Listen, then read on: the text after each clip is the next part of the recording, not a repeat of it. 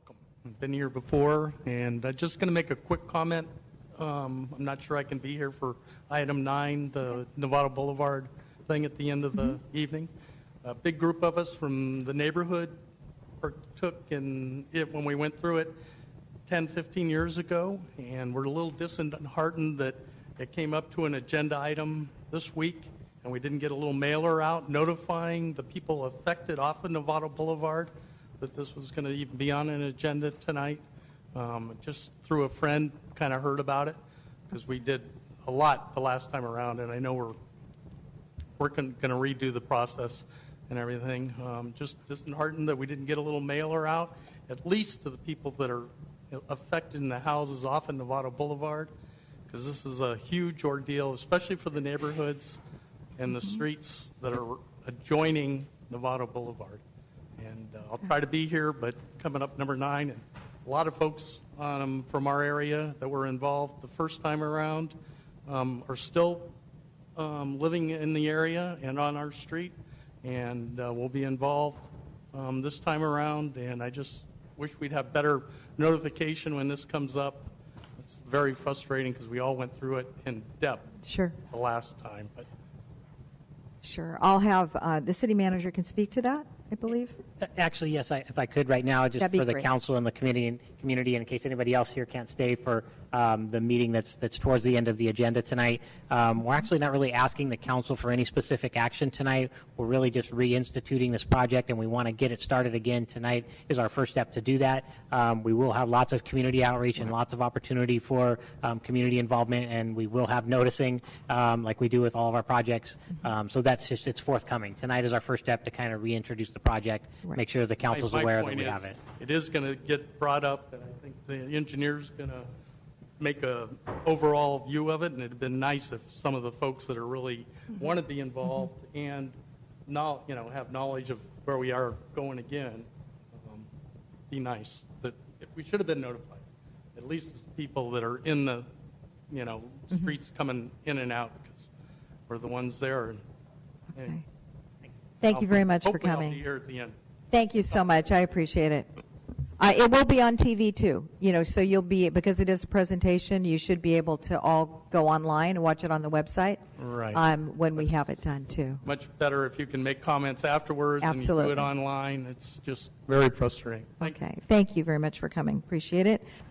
So I want to start by acknowledging respectfully that this project, going back to the CIP 97003 for the project study report, has been around for basically 20 years, and there's so much more history between Novato and this project than there is between me and Novato that I don't certainly want to sit up here and project that there's a new way of doing business and that we have every intention of changing the project and everything that's happened in the past.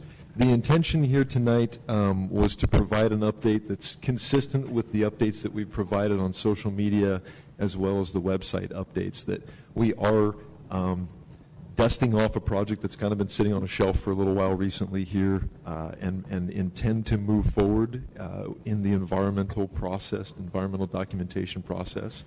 Our intention is to deliver a project that meets the original objective to improve safety and reduce traffic congestion, and that Public Works would like to deliver a project that is acceptable to the community, and we look forward to working with the community to make sure that as we proceed with the development of the project, we're doing so in such a way that is responsive to the locals that live immediately adjacent that will be impacted, as well as the communities at large that drives through there. So very quickly, there is currently $12.2 million available of the total $13.9 budgeted for the project since it was initiated.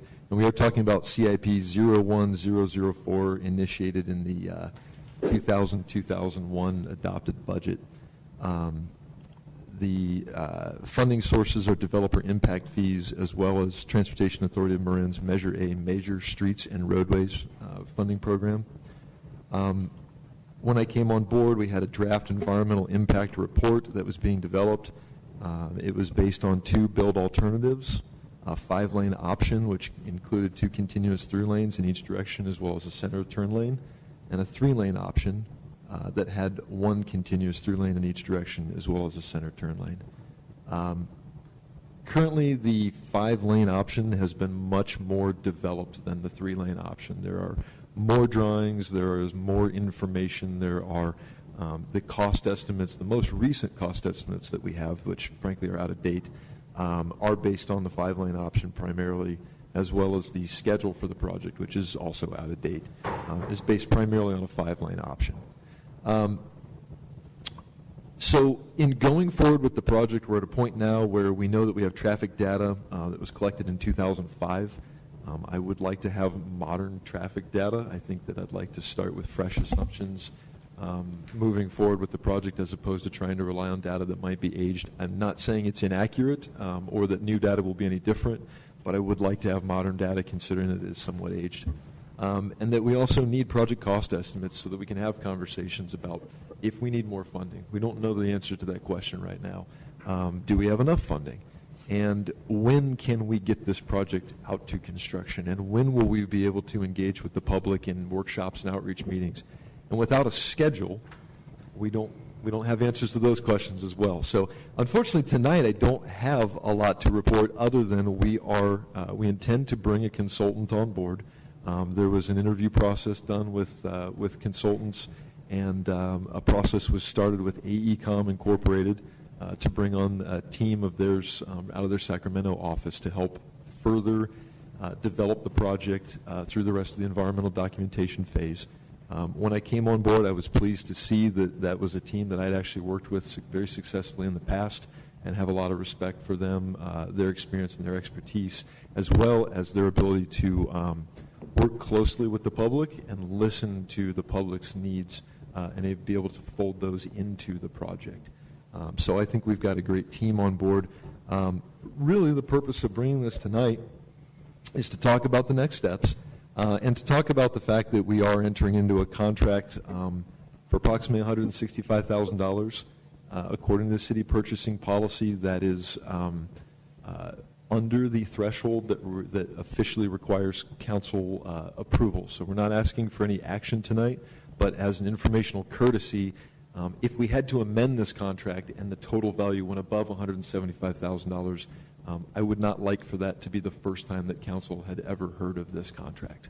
So for that purpose, I'm bringing this here tonight, primarily as an informational courtesy. The next steps, and I don't want to get into too many details here in the interest of time, but basically AECom will be coming on board to help us take a look at evaluating or further developing the 3-lane build alternative. We would obviously be engaging with the public. They will be providing us public outreach support for future workshops and meetings, obviously developing a project schedule, and then we'll know when we're going to have those meetings, working on cost estimates, as well as helping us with some project management coordination between some other contractors that are working on the draft environmental impact report. And basically take some of the workload off of staff so that ideally we've got people who are focused on trying to deliver this project and it's not getting dropped or pushed off to the side on the way. So it's a plan that we have to actually try to deliver this project and move it forward. After we get going from there, we'd like to complete the draft environmental impact report with a preferred build alternative. And like I said previously, we'd like for that to be an alternative that's acceptable to the community. From there, we would know what type of right-of-way we would need, and we'd be able to go start those acquisitions, and then we would be moving into high-level design, obtaining permits, and then taking the project to construction. Excellent. And I will wrap it up with that and a picture that was prepared previously that shows a 2-lane and a 4-lane alternative, but it's not very clear on those pictures what the difference is. I know. What is it? Anyway. It's like one of those programs where you go, spot the difference? Yeah, exactly. Okay. Chris, thank you. Thank you so much. What I'm going to do with council's indulgence, I'm going to go to our public first, so in case you want to go home, you're welcome to. Just in case.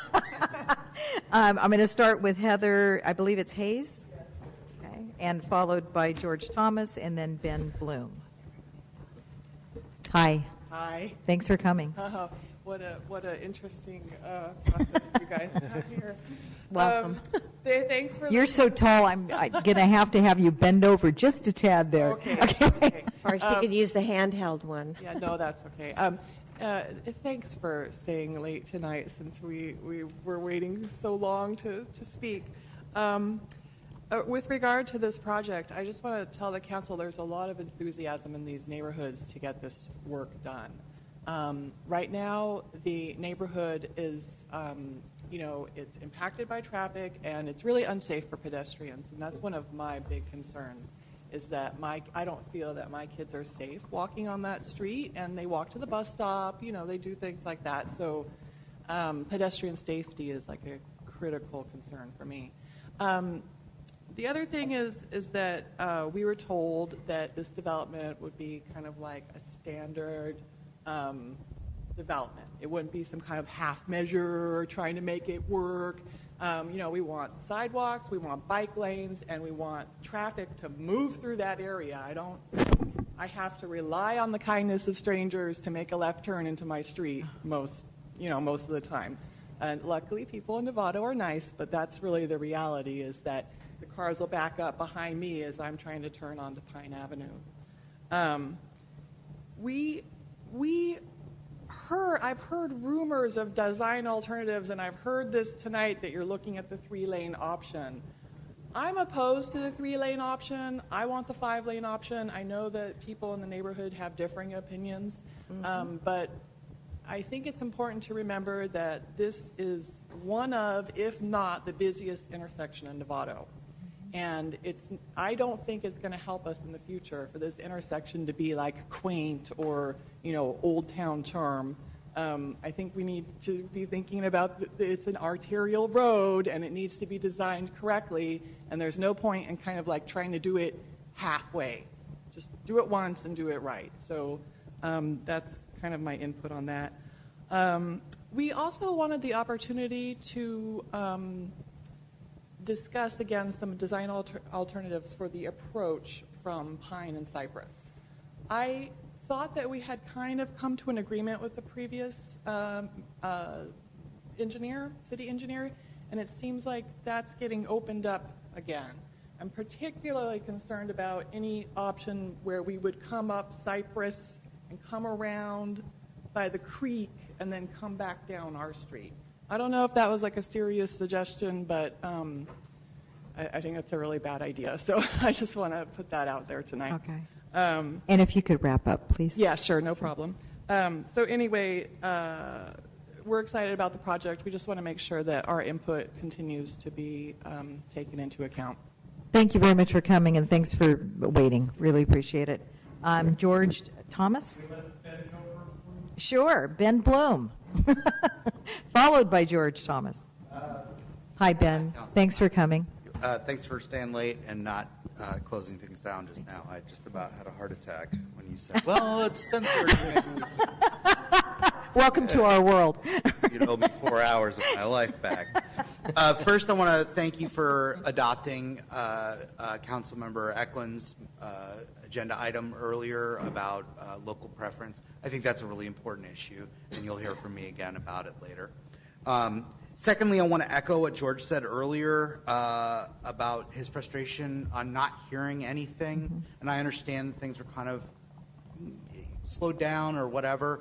I know that I personally contacted both Councilmember Friday and the city manager and had an email exchange with the city manager where he gave me a very, very basic outline of some ideas of what might happen, but then that was the last I heard, and I was never notified of this. This would have been nice to know. I heard of this for the first time on Saturday, I think, and luckily didn't have to work tonight, or I was able to get off early anyway. Finally, to the issue, I think that the idea of a 3-lane option is really appealing, and for us, most of us, the crowd that's here, we all live right there, right on Novato, or we're actually mostly on Pine Avenue, which is just off of Novato.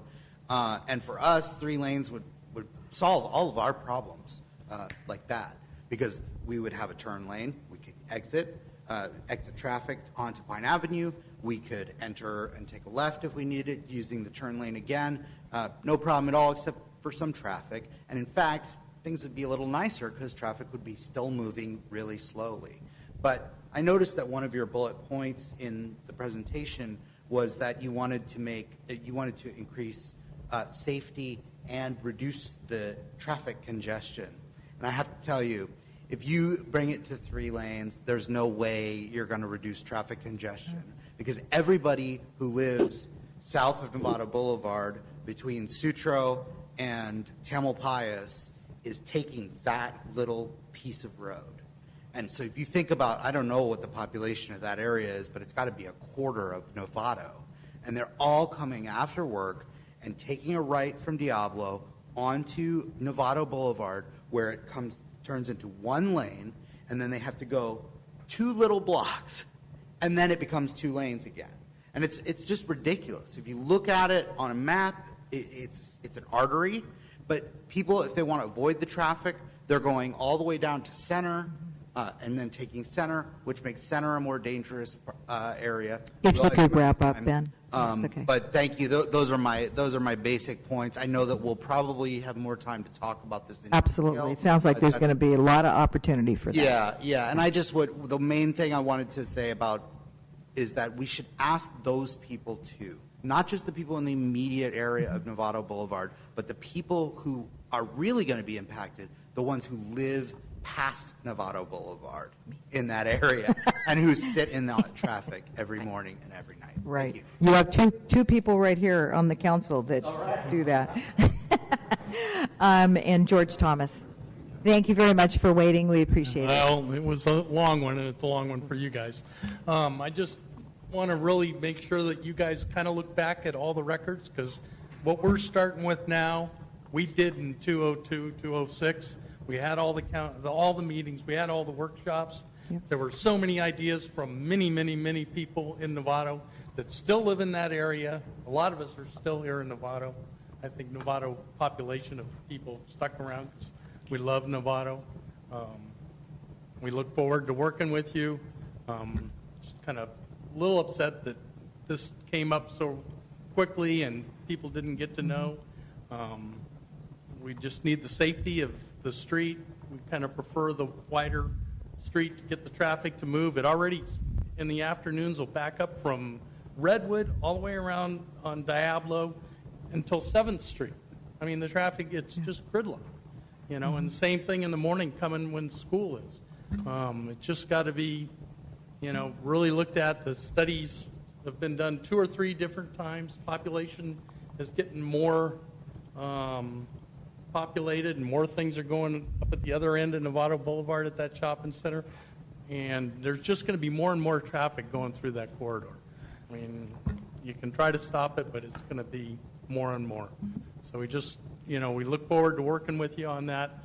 I'll make it short because this is just bringing it up, but these are the frustrating things, because we went through all this back, when we did it the first time around, is what I like to say. But we have to work with what we have today. I guess the project got slowed down because of the economy, and city staff workers got laid off, unfortunately, because all the other engineers that were here in the past, I mean, I think you got doors and doors of all the stuff that we went through in all the public meetings.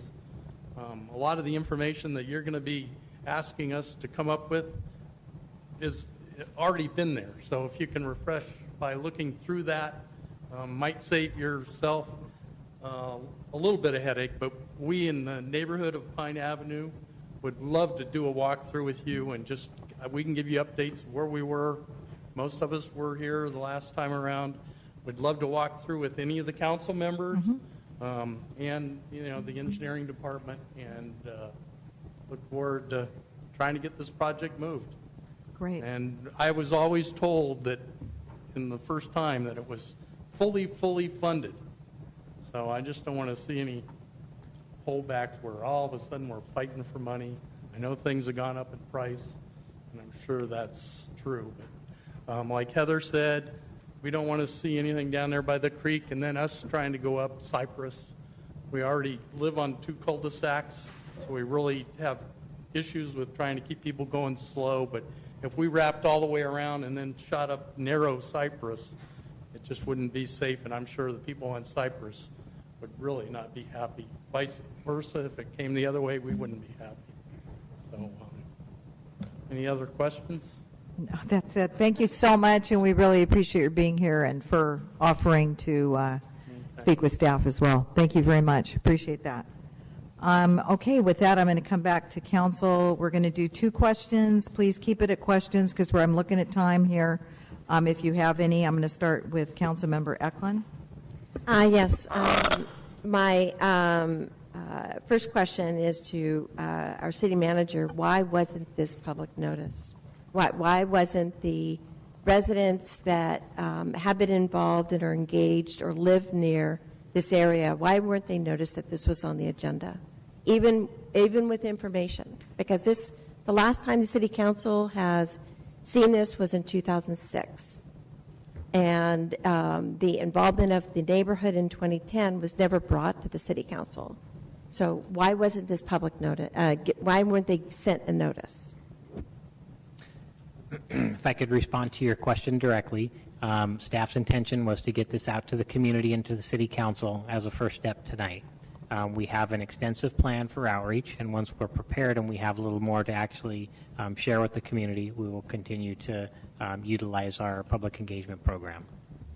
I think in the future, I maybe bring into the city council, maybe we need to have some policies about anything that is controversial really should be noticed with a card to the neighbors. Because this has not just been a 20-year effort, as reminded. Pat, we're going to just keep the questions I'm here. making a comment as reminded to me by a resident on Novato Boulevard, right there at that intersection. She said that she was notified 30 years ago, and so she personally has not made improvements on her house because she was told that her house was going to move. So it really is, I think that people need to be notified on controversial projects, and I'll bring that back to the council. My second question is on the contract itself. I really think that this contract really needs to come back to us with some modifications. Because if you look on page 21, which is the big 21, it's task number 5, and dealing with public outreach. And it talks about coordinate and attend one public workshop conducted by the city. That is not going to fly, period. Attend up to 2 city council meetings to provide support to city staff who will present updates on the project. Not going to fly. What's your question, Pat, on this? So my question is that can staff come back with a modified contract that provides for an extensive public outreach program, because we have not done public outreach since 2008. And first of all, Chris, I want to wholeheartedly thank you for the clarity that I've been requesting for a long time on where we are with Novato Boulevard. Because the council back in 2006 wanted Pat, I'm sorry to keep doing this, but we really need to tighten up here. We wanted to have additional options, and you're finally addressing that 3-lane option. Because, as Heather mentioned, there is not unanimity. How do you say that? I'm too tired. Not everyone agrees, because a lot of people that I talked on Novato Boulevard, Cypress, Fawn, they want 2 lanes. They don't want 3 or 4. So there's a widespread here. So can this contract be amended and increased so that we could do this right and so that we can keep going? I will respond to that question for us. Thank you, Chris and Russ and Peggy. We will do the analysis as staff and take a look at this more closely. Thank you for bringing that to our attention. There's a lot of things to be considered when you start looking at costs for consultant services and their hourly rate. And the bills associated with that. It's one thing we need to analyze. We also have a very extensive public engagement program and some staff that are, capable and very comfortable at working with the community and coordinating meetings. And so we'll find the best option for that, for the city, at the most efficient method. So we will take a look at that. Well, that doesn't answer my question at all. Well, I mean, because- I'd also like to add that we're talking about a contract for services to be rendered by a contractor. We're not talking about how many outreach meetings we're going to have on the project in the next 2 or 3 months. So I don't expect to have someone from AECOM here at the next 5 or 6 council meetings that we might be discussing this project going forward through the next phase or 2. I would expect them to be here based on the contract 2 times, and those would be periods where maybe we're really getting into technical details where I need their technical expertise, and I'm more comfortable relying on someone who's actually got the traffic engineering background and has analyzed the numbers, and we can defer some difficult questions to them. That's really the way we set this contract up. Same thing with the public outreach support. It's bringing that team in for the very first time or one of the first times, introducing them to the project stakeholders. This is our design team. It's more of an interview process almost for the public to get to know who the people are behind the scenes and what their background is and what their successes have been in the past, as opposed to we're going to just let a contractor come in to all of our public workshops and engage with the public, and the city's going to be back in the office doing something else. No, So no, the no, no, intention that's- is that if we need to have them out here more than that, we can certainly amend the contract to do that. But I think as a starting point, this is pretty fair for us to say it makes sense to have them in at one of the preliminary workshops to get some of the questions and things out on the table.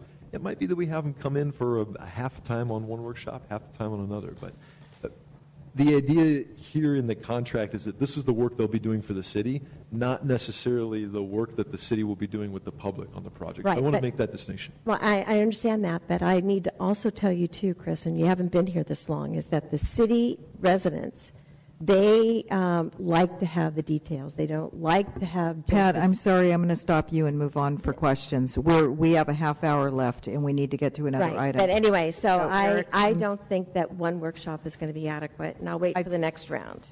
Yeah, I'm hearing that one workshop is only what this guy's doing, but that we have many workshops planned with our own community process. Is that correct? We'll Okay, so the community will be engaged on several occasions, not just through this contract.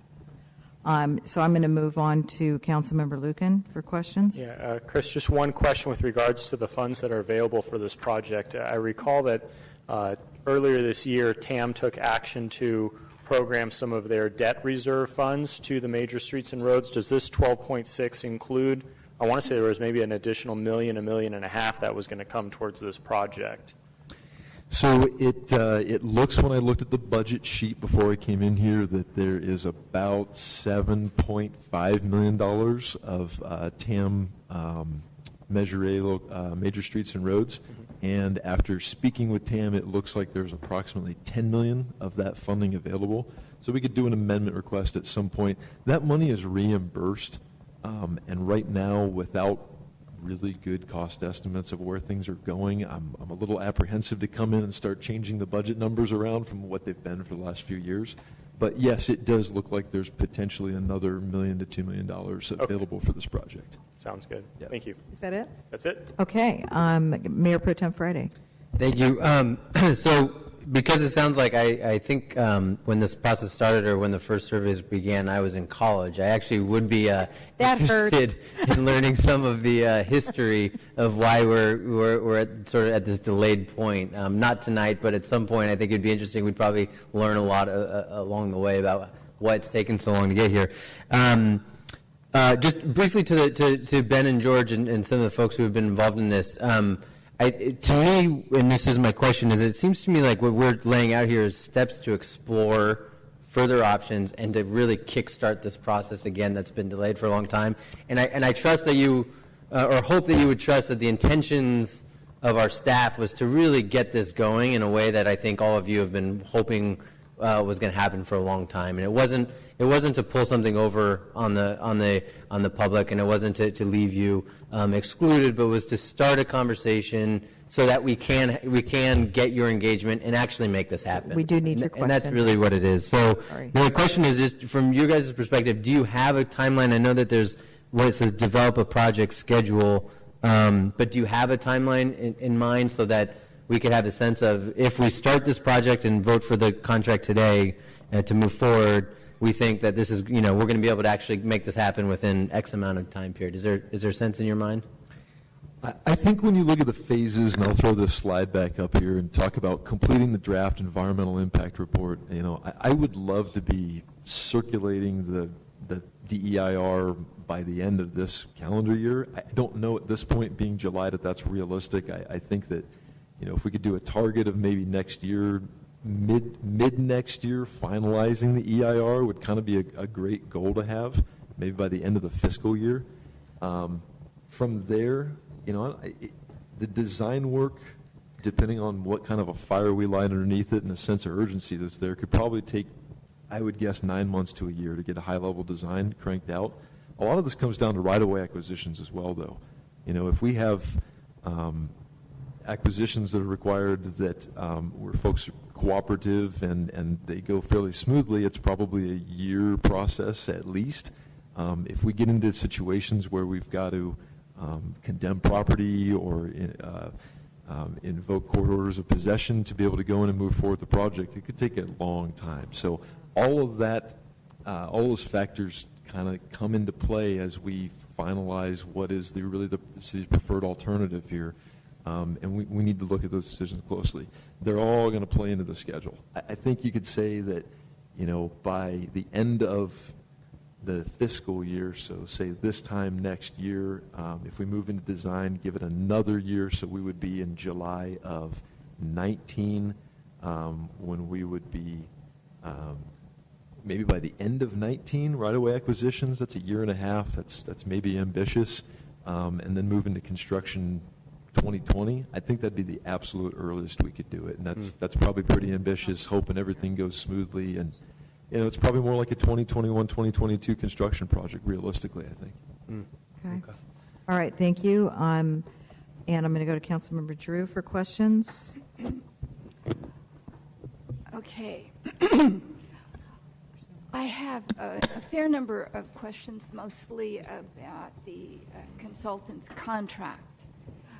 Because tonight, aside from the fact that we haven't picked up the experience that the people of Novato who live along Novato Boulevard have already gone through, we are spending $165,000. And it's not much, I suppose, in the scheme of things in a city's budget, but it's a lot for me. And your To question? think about. Question? I'll get there. What is the geometric plan for project alternatives? What does that mean? What is a geometric plan? So I'm not sure what section you're looking at in the actual agreement, page 19. and I don't have it in front of me. I apologize. So the geometrics of a roadway design are basically all of the tangents and curves, and it's the layout of the roadway. So you would typically start with a center line, and that would become your station line, and then the geometricians will actually lay out the alignment of the roadway. One of the things that I'd like to look at in this project is laying out the alignment of the roadway to try to avoid Novato Creek as much as possible, to minimize all of our permits and other mitigation requirements that come along with the roadway potentially impacting the creek temporarily or permanently. The other thing is trying to avoid heritage trees where possible. So that's the geometric design and layout, is actually having someone draw the layout on the plan. Thank you. Sure. So you already have the geometric layout for the 5-lane plan. There is. And is the geometric layout for the 3-lane plan a quick move on AutoCAD to some extent to cut it to 3? Is that the kind of 3-lane plan we're looking at, or are we starting from the beginning and going through to the end with a 3-lane plan? We would be looking, the intention is to look at a 3-lane plan from the beginning to the end that ideally will move the traffic through the corridor. So the traffic engineers that have studied this say that really the limiting factors that are causing that traffic are not actually the reduction of the number of through lanes, but the operation of the intersections. The signalized intersection at Diablo and DeLong and Novato Boulevard is probably the most inefficient signal that we have. There's one phase for each direction. It basically operates like a big stop sign. Right. It's incredibly inefficient. So we want to look at all of the turning movements in all of the different directions and see if there's a way to add more lanes at the intersections to get traffic to queue out, to free flow through them, but not necessarily keep adding lanes and keep adding lanes. There was a philosophy in roadway design for years and years that as it became more congested, add another lane. And as facilities, particularly in the Bay Area, are becoming built out, there's been a whole shift in the last 10 years of how can we get cars pushed through within the real estate that we have.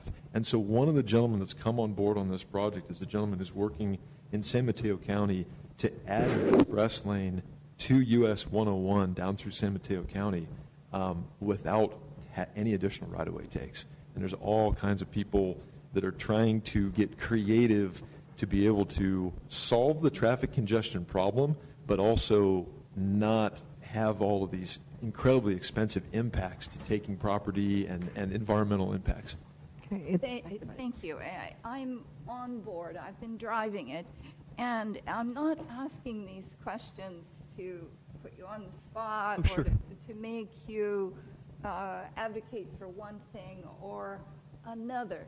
I'm just trying to find out, is there a way that we can divide this contract into two phases so that we could have a look at a tentative three-lane design so that could be introduced to the people who are the most interested in changes in the neighborhood so that they could have a look at it and be able to understand the basic reasons that you're looking at this so that they wouldn't have to wait until the whole $165,000 is spent before they hear anything about the new ideas. Okay, so yes, That's the first question. I think you already had one. Wasn't the last thing that you were talking about the geometric plan? I was trying to find out how. So geometric I'd like to jump on that before I lose my train of thought here, actually. What you're proposing is exactly what we want to do, and that's what the $165,000 is going to get us. It is exactly to prepare a preliminary plan. It's not going to be a high-level design. It's not going to have all the nuts and bolts there, but it is going to be a plan that the residents, that staff, that council can everyone look at and say, does the three-lane alternative check off the boxes, or does the five-lane alternative check off the boxes? Which one can we live with? Does the three-lane not solve the traffic problem sufficiently, and we absolutely need to go with a five-lane? The $165,000 is going to get us to the point that you just described. As if we tried to split it into something. Tentative. I think I The said, is microphone. there a way to divide this contract into two parts so there could be an initial or tentative plan so that the people who have already been told about the five-lane plan could have something to work with and to look at in the meantime so that we could sort of satisfy some needs for information before we come back with a complete plan, which is a complete three-way plan, which I might love, you might love, but they might not love. So it would be a two-step process. And so I want to clarify, there is a two-step process here. We're talking about a preliminary or a tentative plan that this contract will prepare for the environmental phase only. The design phase comes afterwards. So exactly what you're describing is what this contract will do for us. That is the process that we want to take. We want to have two tentative plans. We want to engage the public and determine which is the best plan to move forward. And then the next phase will be another contract to do the high-level design. And then we'll engage with the public to work out the fine details. But the tentative plan that I think you're talking about in this process is what this contract will do for us. If I were to take the $165,000 contract and try to split it to keep the cost down, I would get half of the Novato Boulevard, and then we'd have to initiate another contract to do the other half of it, basically. It's what we get for $165,000. Not trying to make it cheaper, just trying to get some information out to the public a little bit sooner. Sure. Is the idea. You're telling me that it's going to take us $167,000 to bring this 3-lane plan up to the level that we have the 5-lane plan with the preliminary draft, right? I'm saying it'll take $167,000 to have the design at a level that we can complete our environmental documentation and be comfortable moving forward in the design phase that we have public buy-off through the CIP process. The question that I asked, the question was, does it take the entire 167 to bring the 3-lane option into the same shape that we have the 5-lane option already?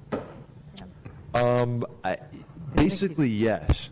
To elaborate a little bit more, I think, and I'm trying to answer your question. I am. Mm-hmm. I certainly don't want to be. I'm not trying to be dismissive here at all. The first time the public sees the product of the $165,000 contract will not be at the end of the contract. There will be check-in points as we're talking about how do we deal with Cypress and Pine and these two streets that are cul-de-sacs that both come out on the Novato Boulevard. We need to go engage with them, and we need to have our consultant engage with them to figure out what does this community want and what works with the rest of the model. So there's going to be a lot of opportunity in the development of the basically preliminary plan that will be the product of this contract. There will be a lot of opportunities for the public to see the process evolve, and then the finished product would be, hey, we've gone through the CEQA process. We have something that we can actually show in our environmental document. This is what we're proposing. Here's the plans. Take a look and publicly comment on that's required in the CEQA process. So we need to get the project, the 3-lane alternative brought up to speed where the 5-lane is right now so that we can have that conversation and we can give the public that opportunity to comment on it. I'm going to intercede here for a second. And then I wanted to ask, and I need to ask council, Ben Bloom would like to come up to the mic one more time. Ben, just one second. I have to get a permission because we've already closed public comments. I would need to reopen it for you, which we don't usually do, but I appreciate the time you spent here tonight. Can I have the indulgence of the council? I'm fine with that, but I have some more questions I'd like to ask of staff. Okay, we're going to... I'm fine with it as long as it means we're still going to get to the other item on our agenda. Exactly. I think we have to get to the other item. Is it okay if we allow Ben to come back? If we get to the other item. I also think staff should clarify what they're actually asking for. Yes, and that was my next question, was my understanding was we were to receive an update. We're not voting on the contract. That's under the purview of the city manager.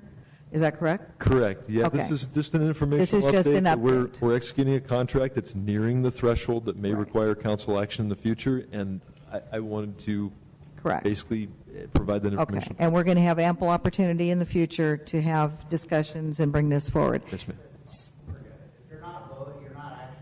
No, we're not. Yeah, there's no action It's tonight. information only. Are you sure you don't? Because you got permission, you might as well use it. You've been here this long. I feel like a decade ago we went through like years of this process, and I want to stress that to the council that I know everybody keeps saying no, we're not starting over again, but it sure does look like we're starting over again from beginning.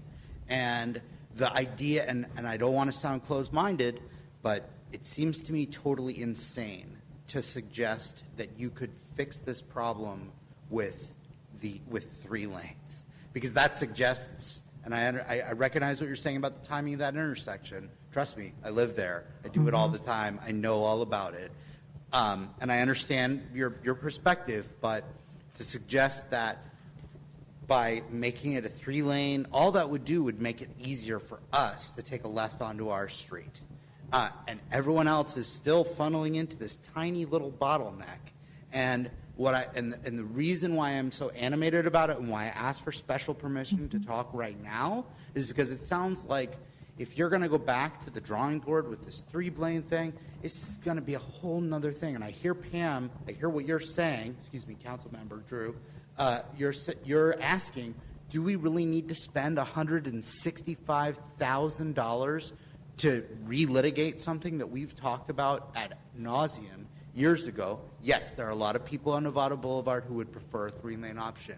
But unfortunately, those people live in Novato's central artery. And they have to understand that that's where, or maybe it's not Novato's central artery, but it is a central artery. It's where a lot of traffic goes through. A lot of people live on the other side, and I think it's absurd to just ask them. Like, ask everyone else. Ask all those people in Sutro, Tamalpais. Like, do that, and do that before you spend $165,000, maybe. But also, it's not just the money; it's the time. Like, we've been waiting for a really, really long time for a solution to this. And I'm going to walk home tonight, and it's dangerous.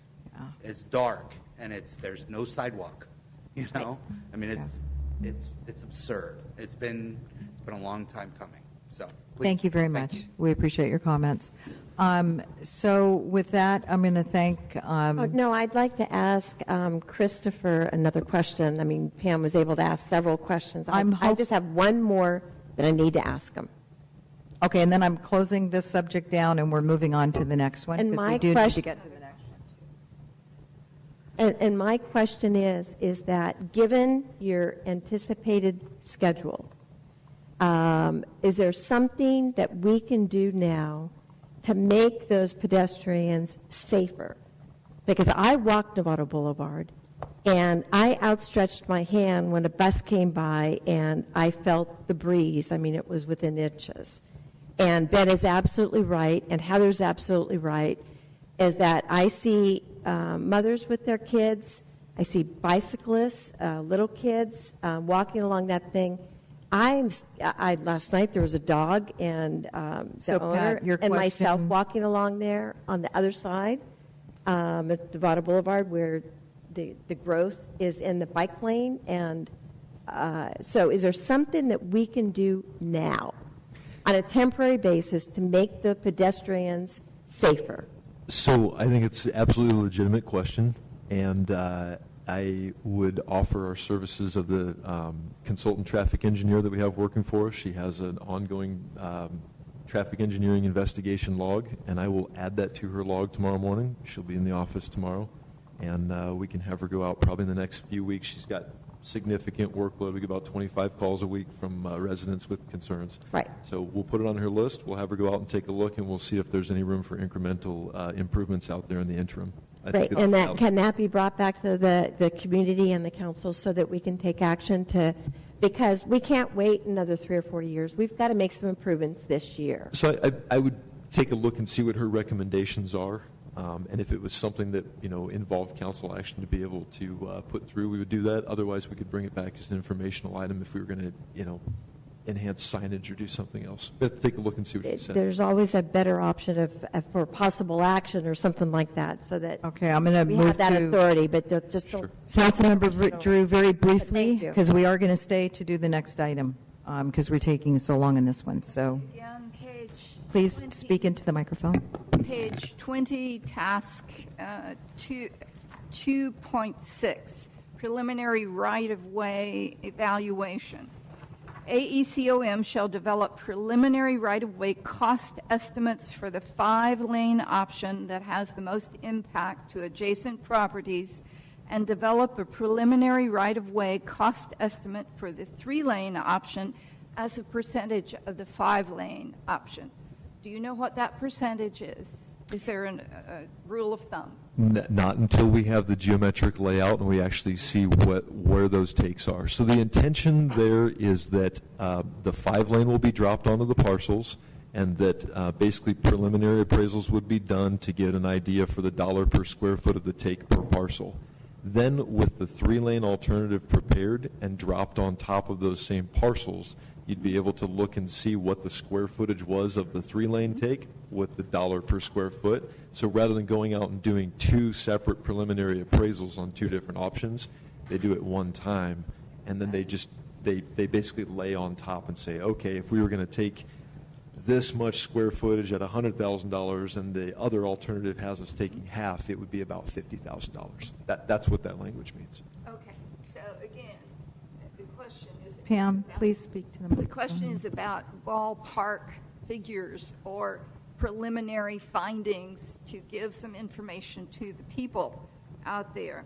Task 3, traffic studies. Now, this is important to me because there is a lot of traffic that is going through Novato, going out in order to take the back road to Petaluma.